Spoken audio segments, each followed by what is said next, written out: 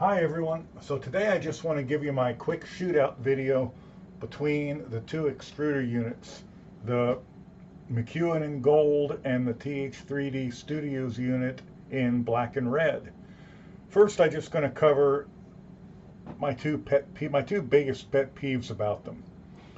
On the Macewen unit, it's the fact they did not counterbore the holes for these cap screws, and they didn't even really give you the right length cap screws. They just gave you a bunch of washers and told you to put 2 washers under each one. That's just, I mean, it works, it holds it down, it's just not really very professional. To make up for that, I have designed this little part. You can see it. It's got 2 counterbore holes, and it's got a hook to hold the wires, and I'm just going to mount it right here. I can take the washers out, I can put the screws in, and the cap screws sit in flush the way they should, and it gives me the little hook to put the to hold this wire here in like that. I'm not sure that's really necessary, and I don't know that this is a final design, but when I finalize it, I'll put it on Thingiverse for those of you who bought the Macewen and are bothered by the cap screws sitting up. On the TH3D, you'll see they properly counterbored them, and the cap screws sit flush the way they should.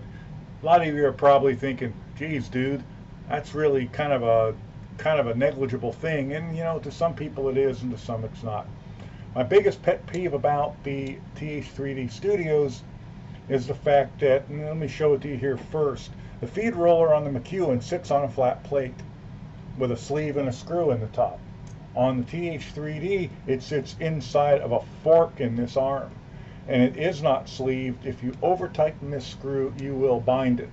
Now, is that a big deal? Well, if you're not paying attention, it is. If you bind this up, you're going to have extrusion issues, probably far worse than you had with the stock Ender 3 extruder unit. So, and it's not assembled, so you have to assemble it yourself. So be careful when you tighten this. Snug it up and just give it a little bit more. Any more than that, and you're going to have issues. Those are my main pet peeves. Both of them are easily overcome, both of them fairly easily. So let's look at the rest of the things about it. Both of these units were designed, in my opinion, for the CR10. And while TH3D Studio says this will fit on an Ender 3, Macewen told me they weren't really sure, but they thought it would, and they would refund my money. Now, these things cost $15-16 by the time they're at your door. It's not like I'm going to return one if it didn't fit. It would just give me an excuse to buy a CR10. There's also a contender. Creality themselves makes an upgraded aluminum unit that is kind of a cross between all of them, including the stock Ender 3 unit. I do not have one, but they're all over eBay and Amazon for $17. It probably comes with the same garbage spring that comes in the stock Ender 3 unit, but because the spring is properly supported with screws instead of built-in nubs on the base and the arm, it means you'll be able to replace the spring fairly easy when the time comes. And if it's the same spring that's in the stock unit, the time is going to come pretty fast. Okay, what else is different, or what else is commendable about these units? They both have properly sleeved pivot arms, which means you can tighten that down. You don't have to worry about it coming loose. You don't have to worry about it binding. They both come with feed rollers. They both come with feed gears. This TH3D comes with a steel gear. It's got fairly fine teeth on it. The Macewen unit comes with a brass unit that has much coarser teeth. I'm not sure that there's any real difference here. They both seem to work quite well. Out of the box, if your printer is not printing very well and you need a replacement, the Macewen unit is probably going to be the one you go to, unless you have another printer that works or a friend that can print you something. Because out of the box, neither of these have support for the filament here, in between the gear and the body, and actually where it enters the Bowden tube. The Macewen unit gives you a pass-through Bowden tube fitting, which means you can cut a little point onto the Bowden tube and push it all the way through up to the feed gear. It makes it a pain in the neck to get filament threaded into it, but it will give you full support, and it will work very well that way out of the package. The TH3D unit comes with nothing. You're going to wind up with a great big gap here and here before it enters the Bowden tube fitting. If your retraction settings are not too extreme, it'll probably print okay that way with PLA. If you're using PETG and you have normal retraction settings, you'll probably wind up with a big ball of filament out here the first time it retracts and then shoves it back in real quick.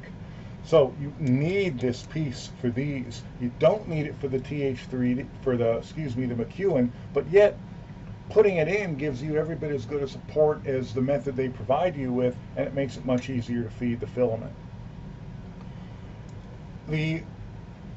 Another difference you'll see here is Macewen, there's the hole in the pivot arm for the filament to go through is sized to shove a chunk of Bowden tube in it. And Macewen provides you with a piece of Capricorn tubing already shoved in there. And let me tell you, that's really shoved in there. It supports the filament, protects it from the arm as it's going through the hole, and protects it from the feed gear or feed screw on the Ender 3, which it's really close to. The TH3D unit is designed to have a Bowden tube fitting screwed into this side of the unit, into the pivot arm, so you can put a piece of Bowden tube in. Unfortunately, in the Ender 3, there is no room to put a Bowden tube fitting there. There's really no room to put anything there on the Ender 3. You could design and print a little part that's threaded on the outside and has a smooth hole on the inside and fits in flush or almost flush, but if you don't, you're going to be dragging the filament across the threads. Is that going to be a problem? Well, so far for me it hasn't. So I don't know, but again, as long as your printer's printing correctly, you can always make a little piece to go in there. And I mean, I've been printing, I've probably got 30-40 hours on this extruder with it going through the threads without a problem.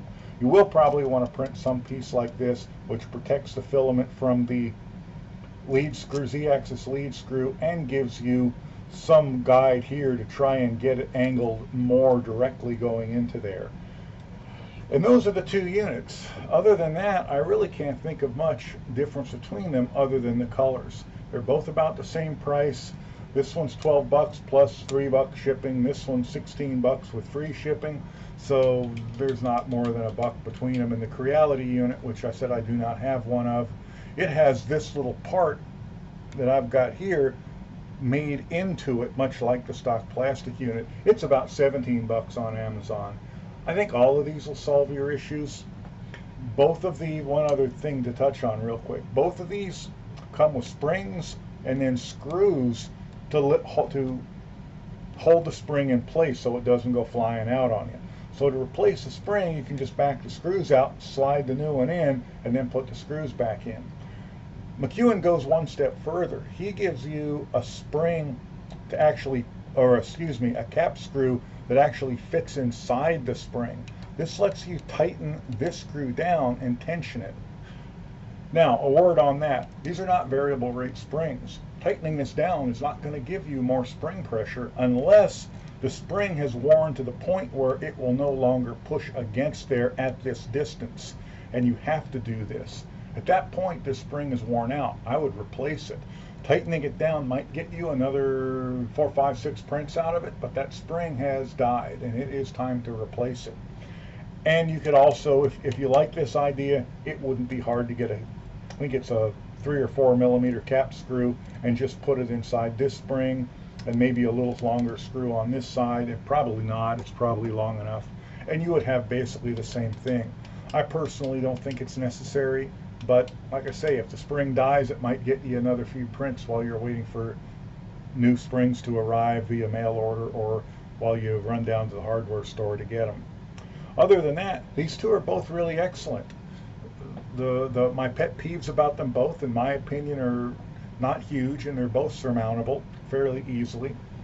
And they will both solve your Ender 3 extrusion issues and make your extrusions beautiful. You won't have missing lines, at least not caused by a bad extruder. You won't have other things going wrong like I had almost from day one with the Ender 3. And then as soon as the spring weakens, it only gets worse. So I hope this did you some good.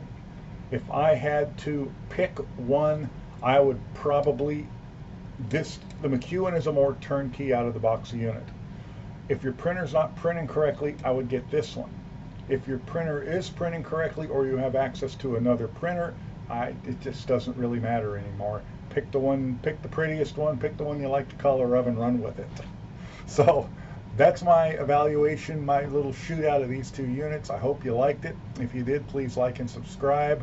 If you're in the market for an Ender 3 or another 3D printer, please consider clicking on one of my affiliate links down below. It won't cost you any more, and it'll help me out, and maybe we can get some more cool stuff in here and have more fun printing and learn new things about them. Thanks, and talk to you later.